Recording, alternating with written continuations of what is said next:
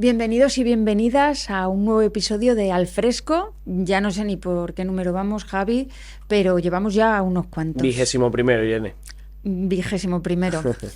¿Qué tal, Javi? ¿Cómo Mira, ha ya empezado el mes? entrando la primavera, ¿no? Ya tenemos la primavera aquí con nosotros al fresco. O sea que Hemos tenido unas lluvias torrenciales.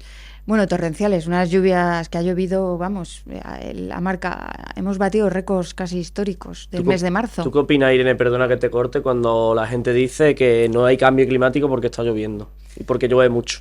Claro, resulta que lo que nos estaban diciendo los científicos y los expertos es que el cambio climático se supone que vamos hacia clima extremo, que quiere decir que vamos a tener periodos de sequía muy largos con lluvias torrenciales y bueno, pues precisamente es lo que estamos viviendo, ¿no? Como ya no llueve con normalidad, sino que cuando llueve diluvia y bueno, pues suceden cosas como las que hemos visto en algunos municipios y bueno, que estamos grabando esto y estamos también aún pendiente de planes de evacuación de algunos municipios extremeños, con lo cual todo forma parte de este cambio climático, esta emergencia climática que vivimos. Así que, por favor, no hagáis caso a los mendrugos que dicen, no, pero si es que hubo también lluvias de este tipo hace 200 años. Ya, claro, pero es que ahora las cosas se están dando con mucha más celeridad. Cada poco estamos batiendo récords todo el rato.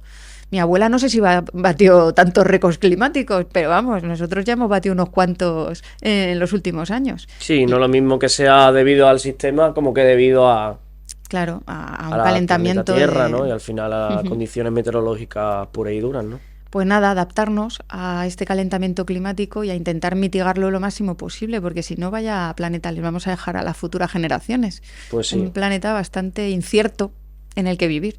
Y queríamos hablar también, Irene, en esta parte inicial, ¿no? Del suceso trágico que hemos tenido este mes en Extremadura, ¿no? El asesinato de la cuidadora social Belén, ¿no?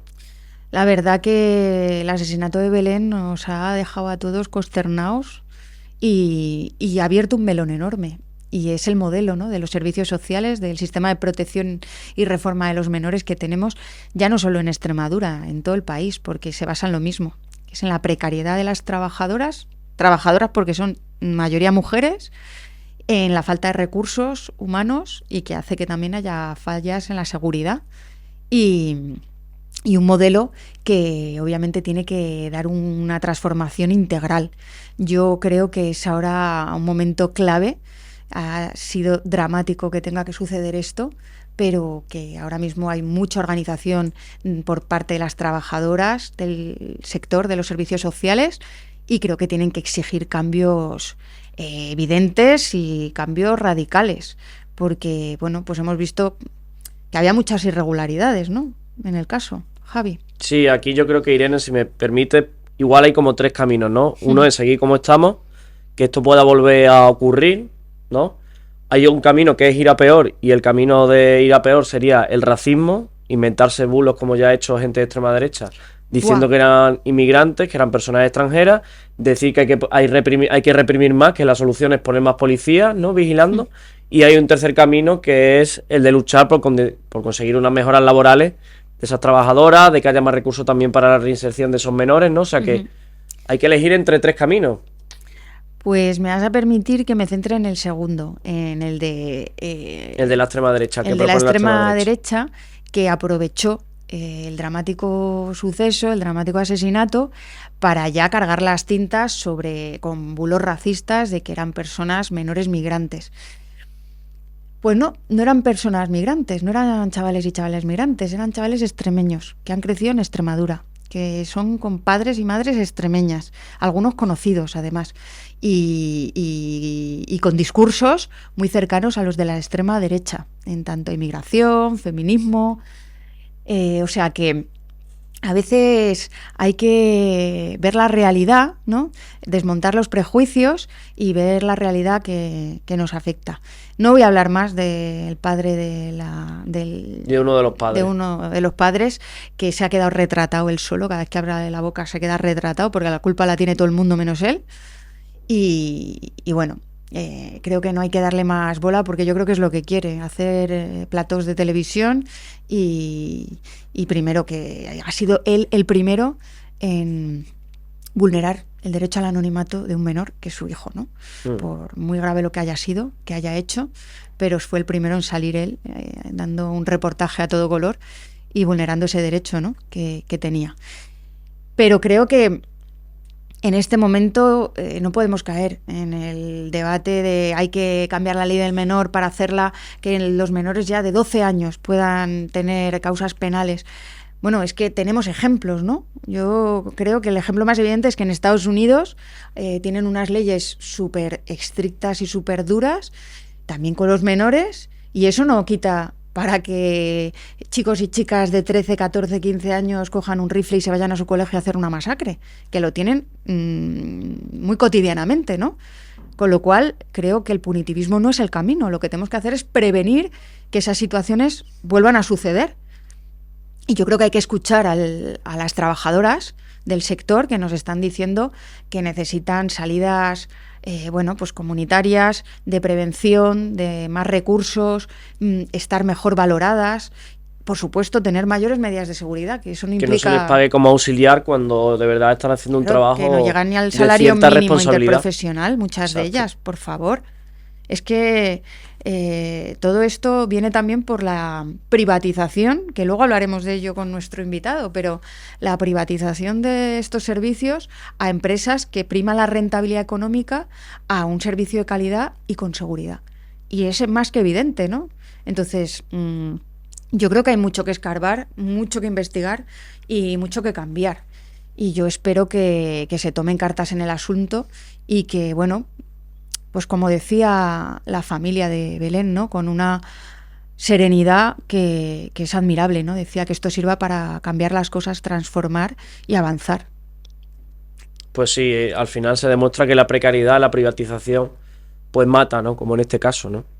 Y de eso vamos a hablar también con nuestro próximo invitado, ¿no? Irene, cuéntanos a quién has traído aquí a sentarse al fresco a hablar. Pues a una de las personas que más sabe de sanidad, del Servicio de Sanidad Pública, que es pues un activista absoluto y que lleva muchas décadas luchando por la sanidad pública en nuestro país y sobre todo en Extremadura. Tenemos mucha suerte de poder contar con un referente como él con nuestra sanidad extremeña y la conoce como nadie. Así que hoy yo creo que es un invitado de lujo. Vamos a ponernos a escucharlo, a ver qué dice. Venga.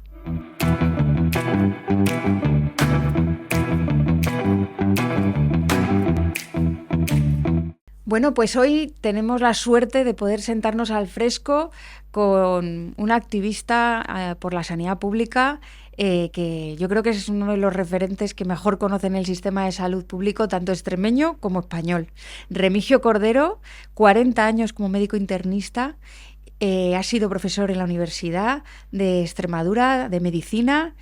Ha sido uno de los impulsores de las asociaciones en defensa por la sanidad pública y secretario general de la Federación de Asociaciones por la Sanidad Pública. Pues un placer, Remigio, sentarnos contigo al fresco para hablar de algo que nos afecta mucho a todos y a todas, que es pues nuestro sistema de salud.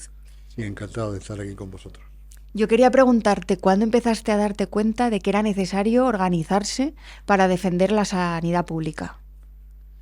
Bueno, pues la Asociación para la Defensa de la Sanidad Pública, que la creamos una serie de compañeros al inicio de los años 80, concretamente en el año 84, se inicia en la etapa en que somos médicos residentes o acabamos de finalizar el periodo de formación como especialistas. Y en concreto, la Asociación para la Defensa de la Sanidad Pública de Extremadura nace de constatar que hay una gran diferencia entre la atención sanitaria que reciben los extremeños y la atención sanitaria que se recibe en el resto de España, y que el acceso a los servicios sanitarios estaba muy dificultado. Entonces creamos la Asociación de Defensa de Sanidad Pública, un poco siguiendo la estela de las asociaciones en defensa de sanidad pública que se habían creado fundamentalmente en Madrid, que surgen a principios de los años 80, año 81, año 82.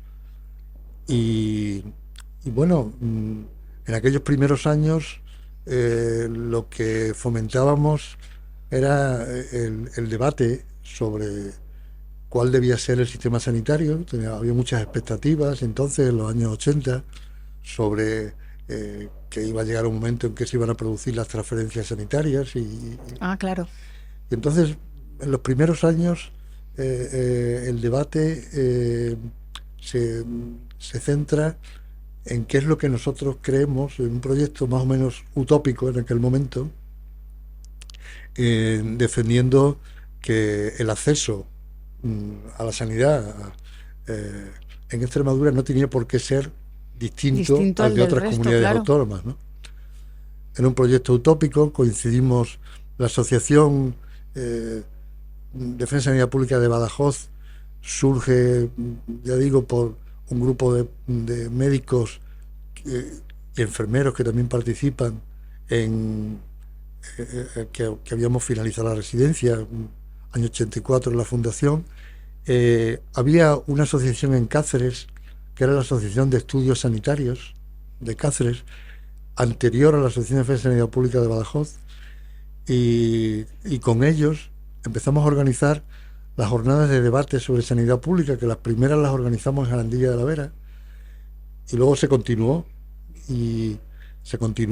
como debatiendo lo que creíamos que debía de ser el Servicio Extremeño de Salud cuando se produjeron las transferencias. Claro, no tiene nada que ver las demandas que puede tener ahora, por ejemplo, la Plataforma por la Sanidad Pública Extremeña con aquella época, ¿no? Son totalmente distintas. Claro, ha habido el proceso de transferencias, el punto y aparte es el momento de las transferencias. El año 2001 es el momento en que hasta el año 2001 pues hasta las transferencias sanitarias durante los años 80 la asociación se convierte en una asociación reivindicativa, pero reivindicativa en relación a Madrid. Es decir, Madrid era donde se decidía los recursos sanitarios que había en Extremadura. Madrid concentraba una importante cantidad de recursos y de alguna forma retenía el proceso de transferencias, en el sentido de que concentraba esa gran cantidad de recursos sanitarios, porque todo el mundo tenía que ir a Madrid en Castilla y León, Castilla-La Mancha, Extremadura, no tenían sus propios servicios sanitarios.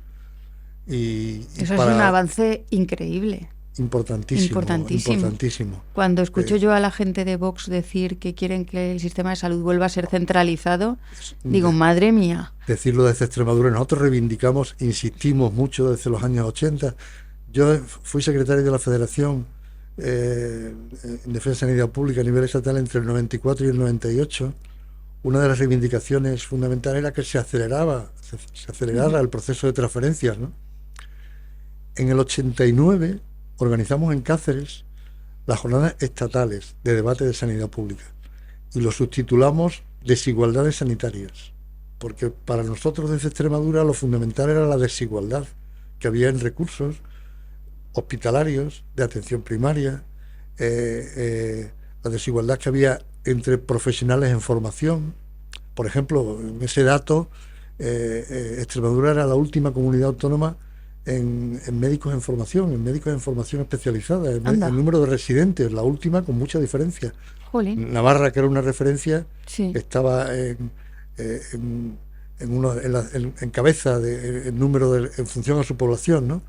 Y se concentraba en Madrid y Cataluña. Nosotros entonces, como residentes, sabíamos que, por ejemplo, había en Extremadura, de todas las especialidades médicas, había 16, 17 especialidades acreditadas para la formación, y ahora hay 51, ahora prácticamente se forman especialistas de todas las especialidades.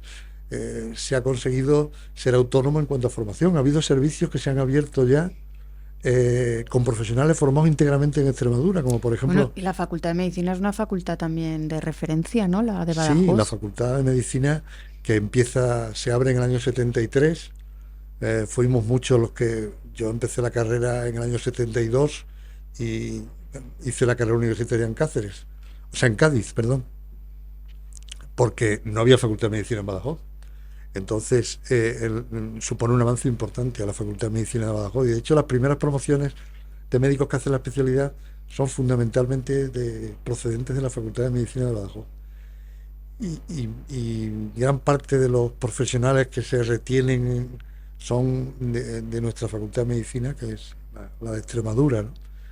En profesionales en formación, tanto en la Facultad de Medicina como en profesionales MIR en formación, nos hemos igualado con el resto. Con el resto.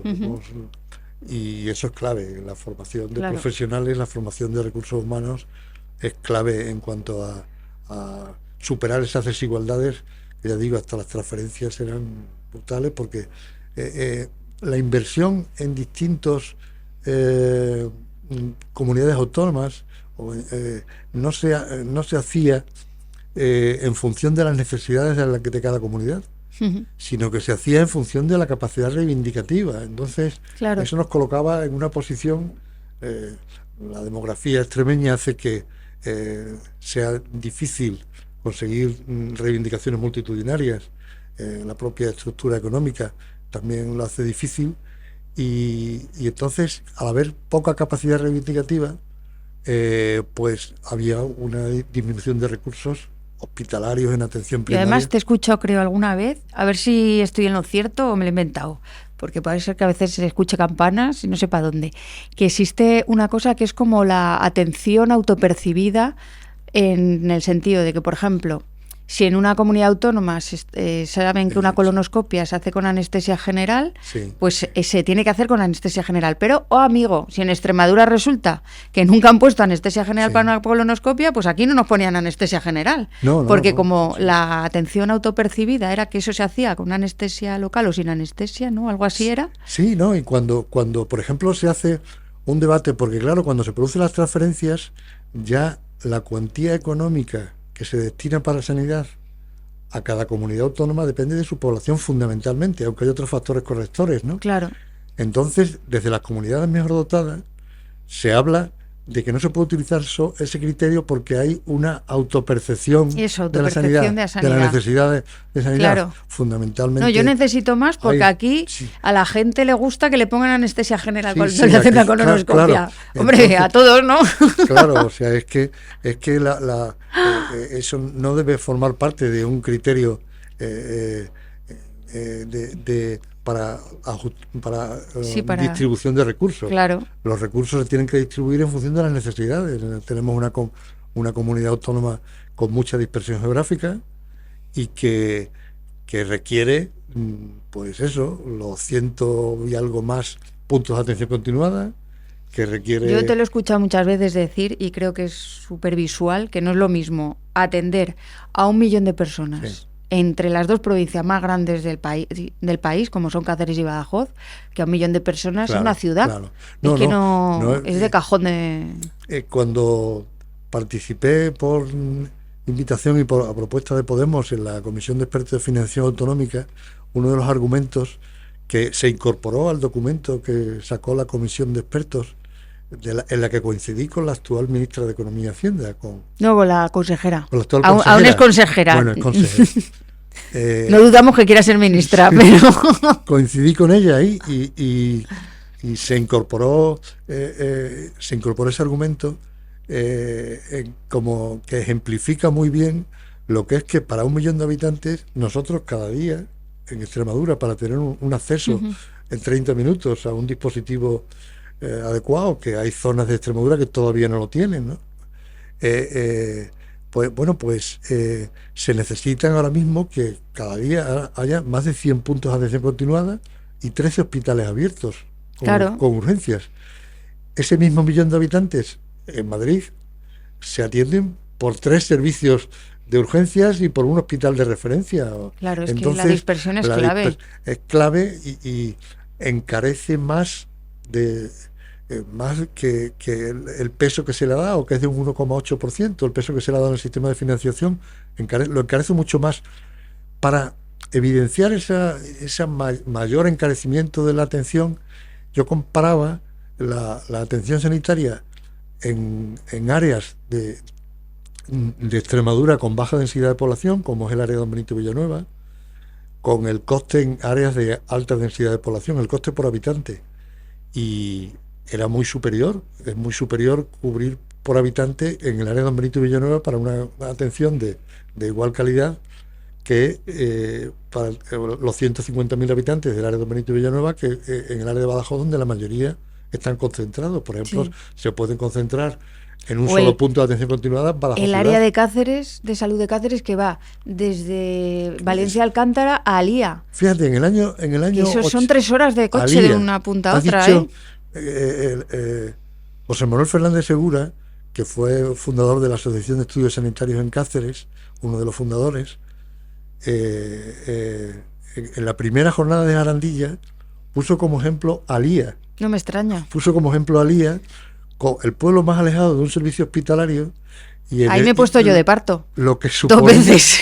Pues lo que suponía para una persona de Alía ir a su especialista, ir a la consulta de su especialista, lo que suponía. Yo a alguna gente le pues, propondría ponerse de parto en Alía. Pues que sepas que en el año 86... Para que vieran lo que es hacerse hora 45, casi 2 horas en coche hasta tu hospital de referencia. En el año 86 ya defendíamos en Jarandilla que no tenía por qué haber esa gran diferencia entre la atención que se presentaba en Alía.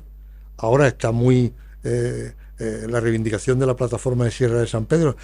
Una diferencia importantísima entre esos momentos iniciales de la Asociación de Defensa de Sanidad Pública, una diferencia importantísima es que entonces estaba constituida fundamentalmente por profesionales sanitarios, que son los que sabían la realidad. Y ahora los que es por usuarios, ¿verdad? Ya es por usuarios. Claro. Es decir, antes los usuarios no sabían, que no eran conscientes de su derecho a recibir un acceso sanitario igual que en cualquier otro punto de España. Claro. En cambio, en aquel momento solamente los profesionales, y nosotros, la Asociación de Defensa de Sanidad Pública nace con la vocación de integrar también a la participación comunitaria, integrar a la gente que es beneficiaria del sistema, ¿no? Pero no tenían información, no eran conscientes, estaban habituados a que para cualquier cirugía, trasplantes. Yo he trabajado los primeros años, los años de residente, sin ningún TAC en la comunidad autónoma. Teníamos que enviar a los pacientes con sospecha de una lesión cerebral a Sevilla, con un problema en las ambulancias que no se ha conseguido modificar. Porque bueno, la empresa de ambulancias... De eso luego hablamos, porque ayer estuve con los técnicos de ambulancias y es escandaloso, que hemos ido a peor. Es que estamos ahora en una situación con las ambulancias peor que hace a lo mejor 20 años. Fue uno de los problemas, el del transporte sanitario, el de las ambulancias, en los años 80, que el primer director provincial del INSALUD, a principios de los 80, Javier Sáenz de Santa María, intentó arreglar el problema de las ambulancias con una empresa andaluza, Salomón, que era... Pues de Salomón hemos ido de Guatemala a Guatepeor. Bueno, pues se formó una cooperativa, se impulsó desde una cooperativa de ambulancias. Yo, por ejemplo, cuando oigo las declaraciones de el modelo,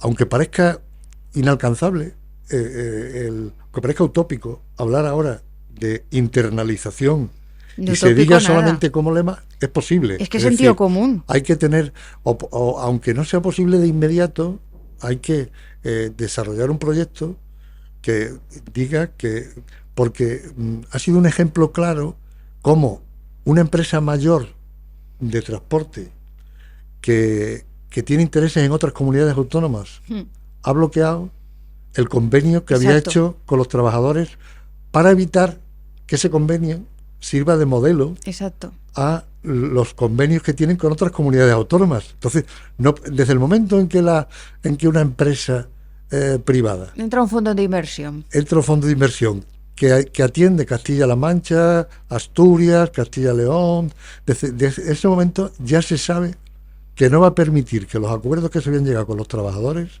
se alcancen, porque puede ser un modelo, puede ser un referente. Exacto. Bueno, pues en aquella época, lo que contaba del transporte, las ambulancias tenían que llevar a un paciente para hacer el TAC a Sevilla para ver si tenía una hemorragia cerebral o un accidente isquémico, y quedarse en Sevilla porque tampoco teníamos neurocirugía en toda la comunidad autónoma.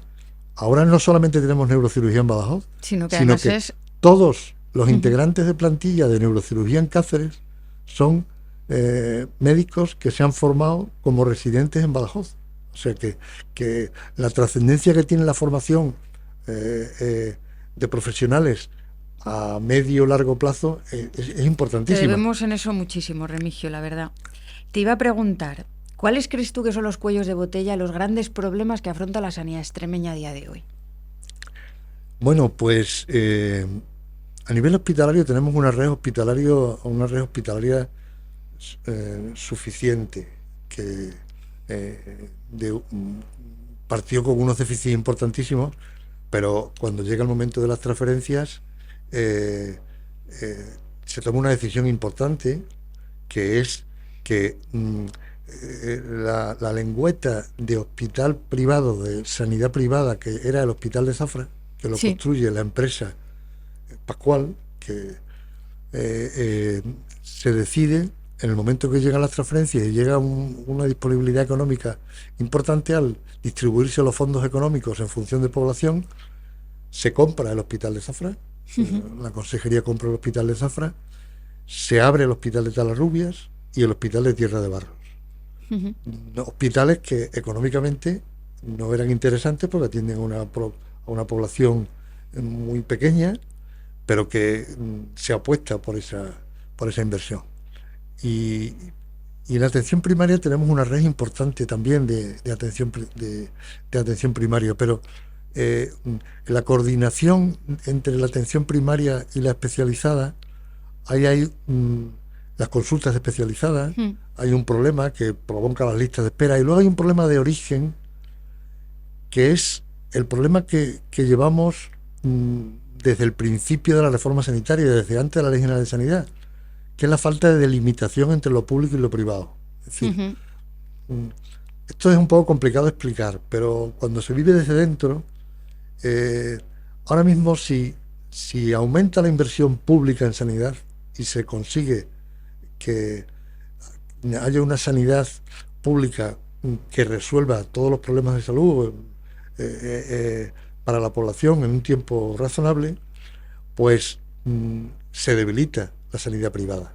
se hace innecesaria. Claro.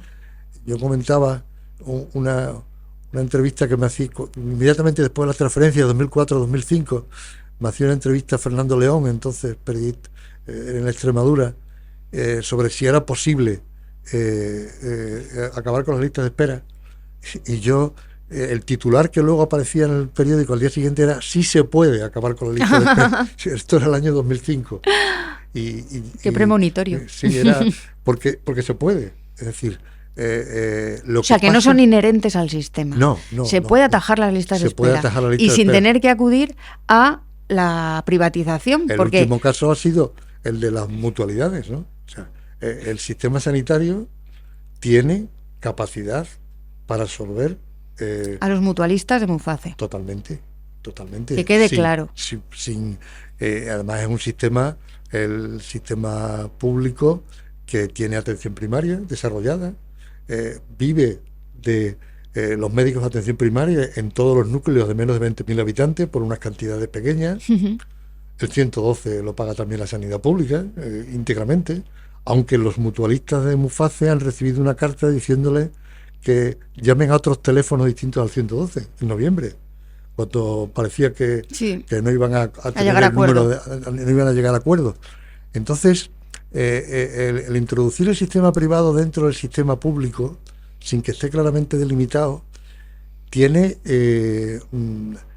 la capacidad de debilitar la capacidad de respuesta del sistema público. Claro. Porque es que está en su propia naturaleza. Es decir, el debilitar la competencia está en la naturaleza de los sistemas competitivos. Claro, decir, exacto. Entonces, eso de que el sistema privado... No hay una cooperación virtuosa, al revés. No, hay competencia y en competencia el sistema privado mantiene su capacidad económica de supervivencia en base al descrédito del sistema público. Descrédito que en parte lo consigue generando demanda innecesaria, que como como caballos de Troya que tiene dentro del sistema público, y en parte creando la opinión. Por ejemplo, ahora durante estos meses se ha dado la imagen de que el sistema público estaba colapsado y de que el sistema público tenía una incapacidad para atender el incremento de demanda que se iba a producir si llegaban los funcionarios. Sí. Era un argumento totalmente falso. Como si los funcionarios fueran todos enfermos terminales que fueran a necesitar, vamos, de... 30.000 en un sistema sanitario que está atendiendo a 1 millón de habitantes, como ocurre con el sistema sanitario público de Extremadura, en emergencias, en urgencias, está teniendo 1 millón de habitantes, el que se incorpora en 30.000 no va a producir un colapso. Ya a veces lo comento en muchas ocasiones. Olof Palme decía que la mejor forma de que mejorara la escuela pública era que todo el mundo fuera a la escuela pública, porque los colectivos sociales con mayor capacidad de crítica, con crítica más fundamentada, como ha pasado ahora con los funcionarios, reivindicarían la mejora de la escuela pública, de la claro. escuela pública.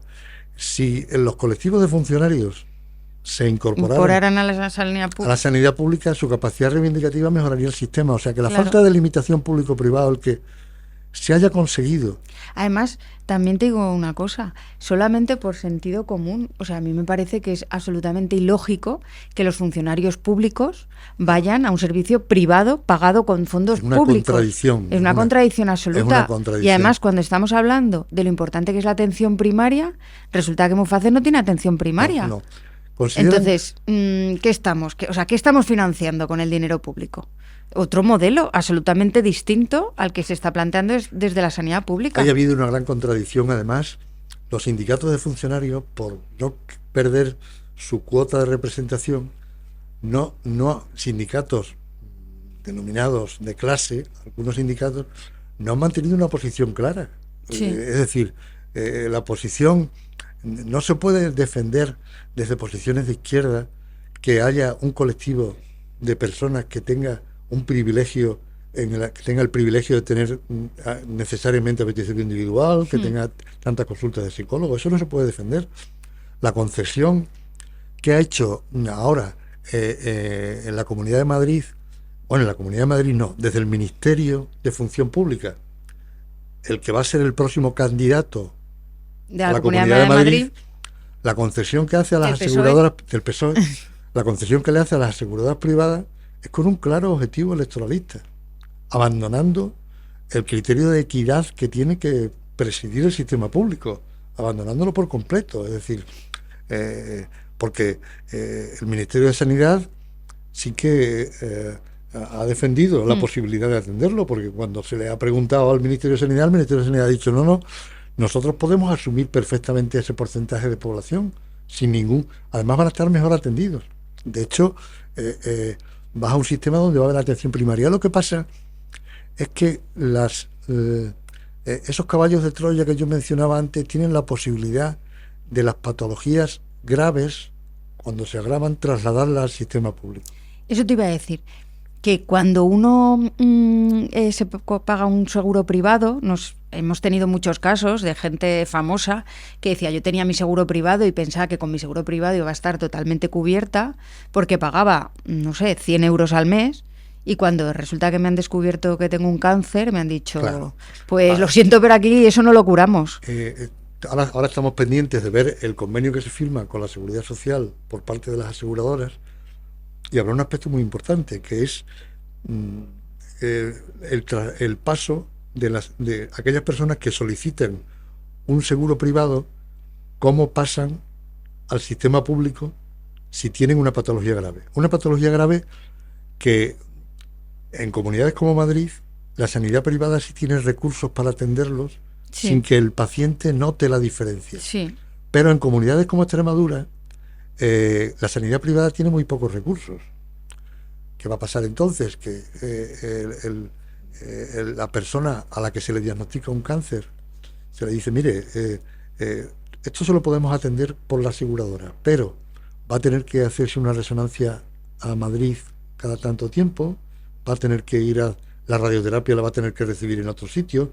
En definitiva, el paciente que ha elegido sanidad privada debería asumirlo va con todas a la las sanidad consecuencias. pública. Entonces, ¿no? A lo mejor. Claro. Lo que pasa es que, bueno, yo he atendido durante muchos años a pacientes con doble aseguramiento, pacientes de hepatitis, con el tratamiento de la hepatitis cuando salió, mientras que estuvo vigente la patente, era muy costoso por paciente. Y entonces, aquellos pacientes que tenían un seguro privado, pero que también tenían derecho a ser atendidos en la sanidad pública, pues el tratamiento de la hepatitis lo asumió la sanidad pública. Igual que ocurrió durante la pandemia, como existe una norma de que en caso de epidemia es la sanidad pública la que tiene que atender, la sanidad privada prácticamente. Entonces, precisamente, inmediatamente después de la pandemia, las aseguradoras privadas lanzan indirectamente una campaña diciendo que si eligen sanidad pública va a haber un colapso, lo cual es totalmente falso, ¿no? Entonces, esa relación sanidad pública, sanidad privada no está delimitada, no hay dedicación exclusiva de los profesionales al sector público y al sector privado. Eso también hace que muchas veces haya competitividad absoluta por los profesionales, entre lo público y lo privado. Y la incorporación de esos profesionales, o sea, de esos usuarios a la sanidad pública, mejoraría la sanidad pública, es decir, los funcionarios serían bien recibidos en la sanidad pública y la mejorarían. Yo tengo una experiencia de cuando en el año 85, en el Hospital Provincial de Badajoz, aparece la posibilidad, en el año 86, la Ley General de Sanidad, de integrarse en el hospital provincial, integrar la atención a determinados profesionales. Llega la epidemia de la infección VIH y se atiende en el hospital provincial, año 85. Entonces, en el hospital provincial hasta ese momento había unas habitaciones individuales para funcionarios de la Diputación y unas salas comunitarias ahí. Salas comunitarias donde iban los pacientes de la Seguridad Social y de beneficencia. Se entraba incluso por distintas puertas en el hospital provincial, por la puerta de la Plaza Minayo. Madre mía, qué clasismo, ¿no? Se entraba así, era así, estaba normalizado y ya gobernaba el Partido Socialista. Bueno, te iba a preguntar otra vez por ello. La Diputación Provincial ya era del Partido Socialista. Entonces, la presidía León Romero, que era quien presidía la Diputación Provincial de Badajoz en aquel momento. Entonces, cuando llega la epidemia de pacientes por el consumo de heroína, los primeros casos, y decidimos, los profesionales del centro, que son ellos los pacientes que deben de ser aislados y que deben de ir a las habitaciones individuales, desplazan a los funcionarios de las habitaciones individuales, van a las salas comunes. Entonces, ¿qué pasa? Que los funcionarios se movilizan, y la tercera planta del hospital, que estaba diáfana, no se había tabicado ni se había arreglado, y estaba la tercera planta del hospital, la presión de los funcionarios hace que la Diputación destine un presupuesto económico importantísimo a rápidamente calmar a los funcionarios y abrir la tercera planta del hospital, que estuvo funcionando durante 20 años, ¿no? Es un ejemplo de cómo usuarios con información y con conocimiento de sus derechos pueden hacer cambiar el sistema público, ¿no? Entonces, el que haya, aparte de ser una injusticia, el que haya colectivos que tengan un derecho y otros que no lo tengan, pues el que se puedan ir a la sanidad privada, colectivo de funcionarios, no tiene soporte argumental, vamos. Totalmente. Ni numéricamente, ni con criterios de justicia. Ha sido una oportunidad absolutamente perdida por parte del Partido Socialista en este caso, que ha dejado pues que pues siga permitiéndose un sistema injusto. Y yo te iba a preguntar, Remigio, ¿tú ves alguna diferencia entre la gestión del Partido Socialista con el tema sanitario y la gestión del Partido Popular? Porque a mí me da la sensación de que uno puso la alfombra y la otra directamente la ha metido hasta la cocina, pero que la idea de privatización de servicios es la misma, ¿no? La misma. sea misma. Es decir, desde la Ley General de Sanidad, el Partido Socialista ha cedido a todas las presiones que los sectores más conservadores han hecho sobre la sanidad pública. De hecho, yendo a personas concretas, situaciones concretas, se aprueba la Ley General de Sanidad en el año 86. En el año 91, el informe Abril, que se llama así, porque lo presidía Abril Martorell, que había sido vicepresidente con Adolfo Suárez. Entonces el Partido Socialista le encarga a Abril Martorell que elabore el informe Abril, que es como un manual de instrucciones para la separación entre quién financia y quién provee, es decir, para dejarle un hueco a la sanidad privada. Y en aquel momento también Julián García Vargas, posteriormente como ministro de Sanidad, que luego se ha integrado en una consultora privada, como ha ocurrido en tantas otras ocasiones, pues comparten. Solamente hay un voto contrario de Izquierda Unida cuando se aprueba el informe Abril en aquel momento, en el año 91. Y luego, eso a nivel estatal. A nivel estatal no ha habido grandes diferencias en los periodos en los que ha gobernado el Partido Popular y el Partido Socialista. De hecho, en el último debate que hubo cuando se presentó la Ley de Equidad por Carolina Darias, se llamaba Ley de Equidad, y en el preámbulo, en la introducción, decía que los funcionarios van a mantener sus derechos. Es decir, toma ya equidad. Y le llaman Ley de Equidad. Y le llaman Ley de Equidad, es decir, una contradicción en sus términos, ¿no? Sí, sí. Totalmente, ¿no? Entonces, a nivel estatal, no ha habido grandes diferencias. Aquí, cuando Felipe González toma la decisión de encomendar a Ernest Lluch la elaboración de la Ley General de Sanidad, toma una decisión de preservar el sistema catalán, que es un sistema fundamentalmente privado, de preservar la coexistencia de la sanidad privada con la sanidad pública. En Extremadura, desde las transferencias, desde el 2001 hasta el 2024, aunque ha habido 10 años primero del Partido Socialista, luego en 2011 llega la etapa de Monago, durante 4 o 5 años del Partido Popular, y luego vuelve el Partido Socialista. Pues ha habido diferencias a lo mejor en las personas, en la voluntad política de las personas, pero independientemente del color político, y totalmente independiente.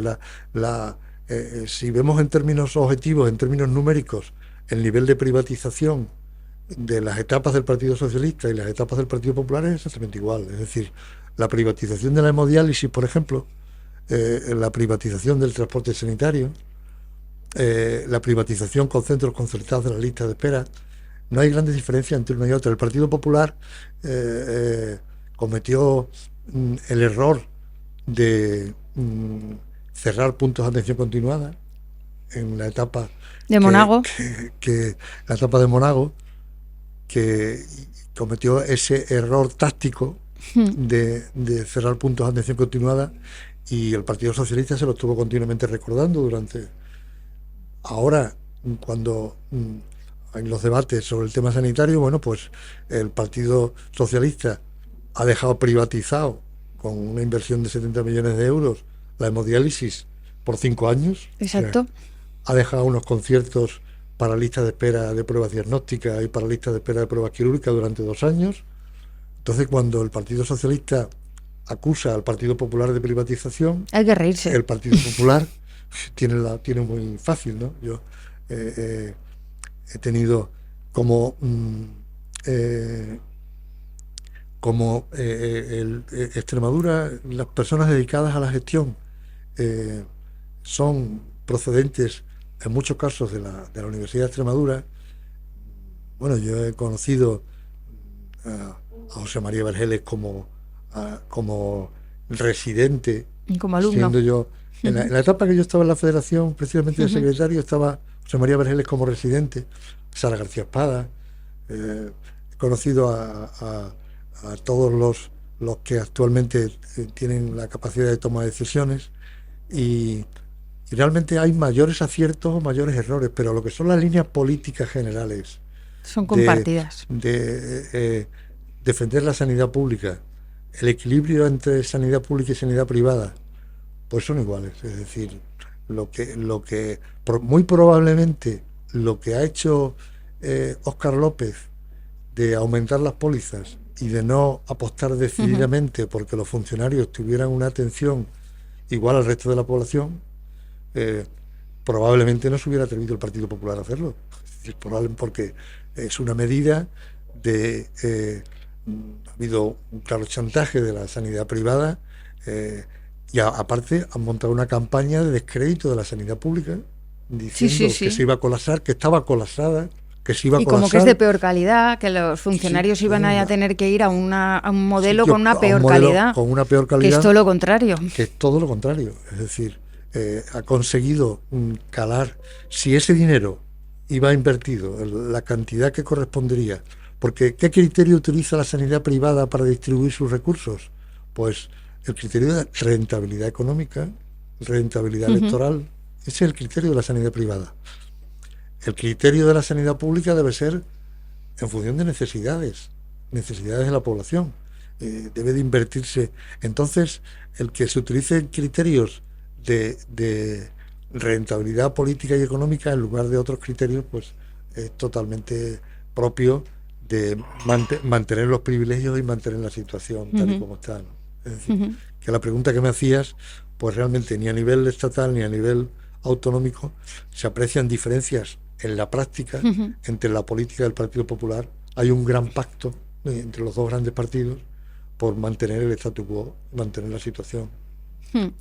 Y ya por último, para terminar, Remigio, ¿qué necesitaríamos para tener un sistema sanitario público realmente efectivo, eficiente, que llegara a todos los rincones de nuestra tierra con la misma calidad? Pues necesitaríamos en primer lugar un incremento de la financiación. Es decir, lo que estamos gastando actualmente en la sanidad pública, y eso que Extremadura, hay un dato que con frecuencia se dice, que es el expresar el gasto sanitario en función de porcentaje del Producto Interior Bruto. Eso es un error. Eso supone afectar que aquellas comunidades más ricas, por tanto con mayor Producto Interior Bruto, si destinan un 8% de su Producto Interior Bruto a la sanidad, los ciudadanos de esas comunidades van a tener mejor sanidad que las de otras. Es asumir eso. Eso es un error. Se debe hablar de euros por habitante, ¿no?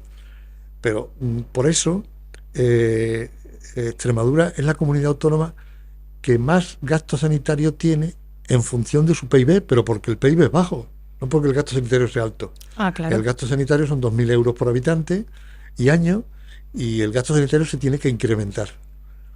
De donde no llega a la sanidad pública, es donde la sanidad privada introduce los conciertos y tiene la capacidad de generar demanda. Entonces lo que necesitaríamos primero sería una mayor financiación en los presupuestos autonómicos. Para conseguir mayor financiación de los presupuestos autonómicos no se pueden bajar impuestos en la autonomía, pero también el sistema de financiación autonómica a nivel estatal tiene que ser acorde con ese incremento de financiación. Es decir, tenemos que recibir más dinero. No podemos ni perdonarle los impuestos a los ricos, ni podemos tener un sistema de financiación que no atienda a las realidades de los territorios, ¿no? Pero es que si perdonamos, o sea, el reivindicar desde Extremadura que no haya subida de impuestos para las rentas más altas es un suicidio colectivo. Es incomprensible. Es decir, por eso yo a veces recuerdo cuando en la primera etapa de llegada de Monago a la presidencia de la Junta, cuando le llamaban el Barón Rojo en Madrid, que hizo algunas declaraciones diciendo que ser liberal en Extremadura era una torpeza, porque, claro, si para que haya más dinero para el sistema de financiación autonómica y llegue más dinero para la sanidad y educación, es necesario que el sistema de financiación autonómica tenga más recursos. En vez de 90.000 millones, 150.000 millones, de los cuales 100.000 van para sanidad, ¿no? En vez de esa cantidad, hay una cantidad mayor, y para eso es importante que las rentas altas paguen más. Claro. Y esas no están en Extremadura. Exacto. Es decir, el señor Monago estaba más atinado que la señora Guardiola.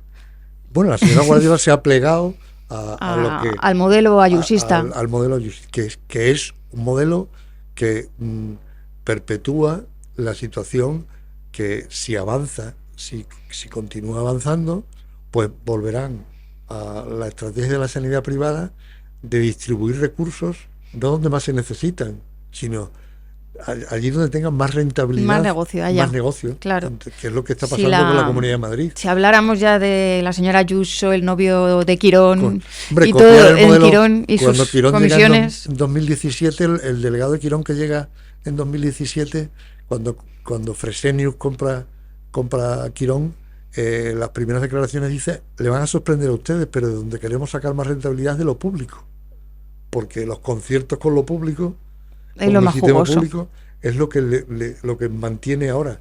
Y a ver si se aclara lo que ha sido Quirón Prevención, en la capacidad de generar demanda. Sí, sí. Es decir, el modelo de la Comunidad de Madrid es lo contrario de lo que tenemos que defender para Extremadura. De hecho, en la pandemia, Extremadura responde con una atención primaria que defendió muy bien a sus ciudadanos y que los retuvo en su domicilio.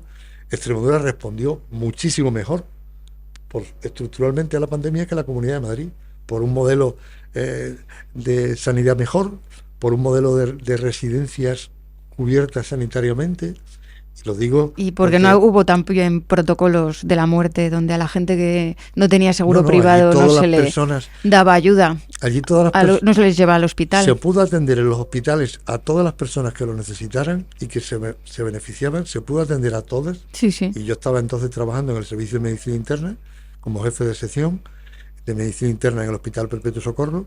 Se pudo atender a todas las personas fundamentalmente por un modelo que se basa en la atención primaria, pero de verdad. Es decir, claro, la atención primaria, ¿qué es? Conocer a tu médico de familia, y que si tu médico de familia te dice no hace falta que vayas al hospital, puedes seguir en casa, tú te creas y confíes en lo que te va a decir tu médico de familia. Esa medicina de familia, esa atención primaria tan potente, fue la que permitió que los hospitales no se saturaran. Exacto. Que se pudiera atender todo el mundo. Por cierto, desde el sistema público en Extremadura no hubo ningún paciente atendido en la UCI de la sanidad privada. Todos se atendieron en el sistema público. Entonces, después de un ejemplo tan claro, de una situación de estrés tan claro como el que supuso la pandemia, el que se diga que la sanidad pública está colapsada, no, la sanidad pública no está colapsada. Necesitaríamos un aumento de financiación, una delimitación estricta que solamente mantiene Extremadura, y que el Partido Popular la aplicó. El Partido Popular aplicó la delimitación sanidad pública, sanidad privada. Y luego hay una cosa que tenemos una gran ventaja junto con el País Vasco, y es que nuestros políticos, sus familias, van a la sanidad pública. Van a la sanidad pública. La sanidad privada no se ha desarrollado en nuestra comunidad autónoma. Entonces, si hay un procedimiento, aunque luego tengan que facturarlo, o sus parejas no son comisionistas de la sanidad privada. Afortunadamente, por ahora no lo tenemos, no tenemos ningún José María Quirón en Badajoz, no tenemos a alguien que se le ponga ese. Alberto Quirón. Sí, ya sé, no, pero lo digo, si hubiéramos tenido aquí una persona, Sara no es Sara Quirón. Claro. Sara es Sara García Espada. Por ahora sí, menos mal. Conozco a Sara. Sí, se ha encontrado una concertación de 2 años, se ha encontrado de 5 años, y una reivindicación que mantuvo, que es importante desde Extremadura el reivindicar que las plazas de Extremadura para médicos residentes eran las últimas en cubrirse. Entonces, su reivindicación de que en las plazas de medicina de familia no haya una nota de corte, que siempre nos tocaba a nosotros, es importante para conseguir que en la próxima convocatoria MIR, que va a ser dentro, ya ha sido el examen y va a ser dentro de unos días, se cubran las plazas de Extremadura. Sería una buena noticia. Una buena noticia, sí. Pues Remigio, mil gracias por esta charla, Encantado. por sentarnos al fresco, a hablar de la sanidad pública y hacerlo además con alguien que sabe tantísimo. Y que ojalá de verdad que algún día te hagan caso. No, en muchas cosas. En muchas cosas te hacen caso. No se sabe la opinión. Nosotros en la Asociación de Defensa de Sanidad Pública, cuando la fundamos, se trataba, el objetivo fundamental era crear un estado de opinión. Exacto. Crear un estado de opinión favorable a la sanidad pública. Eso es lo que... Y luego he tenido la suerte de dedicarme desde el 2003, en que me confiaron esa responsabilidad, a la formación de médicos residentes. Los sistemas, las comisiones de docencia que están en los hospitales son fundamentalmente democráticas, paritarias entre tutores y residentes. He tenido la posibilidad de ver hechas realidad algunas de las transformaciones que reivindicábamos. Recuerdo a Guillermo Fernández Vara decirme: ¿qué opinas de el trasplante hepático en Extremadura? Y digo, bueno, eso no te lo puedo contestar así. Habría que hacer un estudio. Hicimos una comisión para valorar el trasplante hepático en Extremadura en 2001 y se implementó el trasplante hepático en el 2007 y tenemos trasplante hepático en Extremadura. Y con muchísimo éxito, además. 30 trasplantes al año, O que sea es lo que pronosticábamos en aquel momento. O que sea la sanidad extremeña no solo es de calidad, sino que es referente, y así tiene que serlo. Sí, tenemos que invertir mucho más en sanidad. Tenemos que defenderla. Y defenderla. Y es muy buena noticia que los ciudadanos sean ahora los que defienden la sanidad pública. Sí. Y sean los que defienden la sanidad pública, y porque hayan entendido, lo han visto, han visto lo que es un sistema público con el mismo acceso. Se preguntan, ¿por qué no voy a tener yo el mismo acceso que un ciudadano de Madrid a un tratamiento oncológico? Y actualmente... Bueno, a Madrid no lo vamos a poner como ejemplo, que la sanidad pública está un poco regulera. Pero a mí me han atendido del proceso por el que estoy ahora en tratamiento, y he confiado en la sanidad extremeña y estoy atendido en la sanidad extremeña. Estoy en deuda todavía con la sanidad pública, a pesar de que hemos trabajado mucho por la sanidad pública. Al final, todos un poco estamos siempre en deuda con la sanidad pública. Me ha gustado el título del programa Al Fresco, porque yo recuerdo, si permites que te haga un comentario, que yo, aunque nací en Badajoz, mi padre era de Feria. Ah, qué bonito. Y en la terraza de la casa de mi abuela se veía todo, desde que venían por la carretera Sevilla, desde que venían los coches desde el cruce hasta Feria. Y allí en aquella terraza nos sentábamos por la tarde, fue uno de los primeros pueblos donde llegó la televisión, porque como estaba en un alto, el repetidor, había dos repetidores de televisión, Arroyo y Guadalcanal, y se cogía Guadalcanal. Y os juntáis allí todo el vecindario. Y allí estábamos, el charlar al fresco me recuerda a aquellos tiempos de la infancia en Feria, cuando íbamos a Es que es una feria. Práctica rural muy importante para recuperar, porque es muy revolucionaria. No se gasta uno dinero. Sí. Sentarse al fresco a hablar con el vecino. No, sentarse con la silla de Enea al fresco y hablar y comentar relajadamente, sin la presión del tiempo. Sí, hay que ponerlo más en valor. Sí. Y este rato, al fresco. Este rato sin la presión del tiempo que se tiene siempre cuando uno mantiene un debate en los tiempos informativos, es muy agradable. Se agradece. Pues Remigio, muchísimas gracias de verdad. La verdad que es un placer siempre verte, tenerte y escucharte y aprender muchísimo. Encantado. Pues pasamos con nuestra siguiente sección. Como sabéis, extremeños y extremeñas hacen cosas.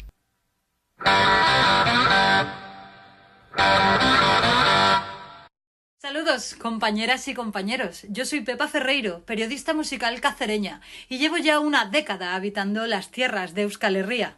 Desde hace 4 temporadas dirijo el podcast musical Sin Bandera Radio, nacido de las cenizas de los programas de hardcore, punk y metal Bandera Negra y su homónimo en vídeo Zapatilla, dirigidos por Ramiro Cuaimactirs y emitidos en Radio 3 Extra. Sin Bandera Radio ha madurado en estas 4 temporadas y mi compañera Hayden Trucks y yo, 2 extremeñas unidas por una pantalla, dirigimos esta nave junto a las colaboraciones de Ipanema Leaks y María Barco en un podcast musical que pretende hurgar en el contrarrelato de la industria musical, difundiendo, estudiando y referenciando la música hecha, producida o interpretada por mujeres e identidades disidentes. También nos gusta hablar de las mujeres músicas extremeñas, las rockeras, las punkis, las metaleras y la importancia del legado contracultural, musical y activista que han ido dejando década a década en Extremadura. Examinamos desde un prisma cultural toda la realidad política y social que nos rodea con una clara línea editorial feminista y antifascista. Escúchanos cada 2 jueves de manera quincenal en iVoox, Spotify, Apple Podcast y en YouTube. También puedes seguir nuestros pasos en Facebook, Instagram y TikTok. Gracias al Fresco Extremeño por el espacio y sigamos peleando para que no nos roben la cultura y que Extremadura también sea conocida por los sonidos distorsionados creados por mujeres e identidades disidentes. Salud, rock and roll y república.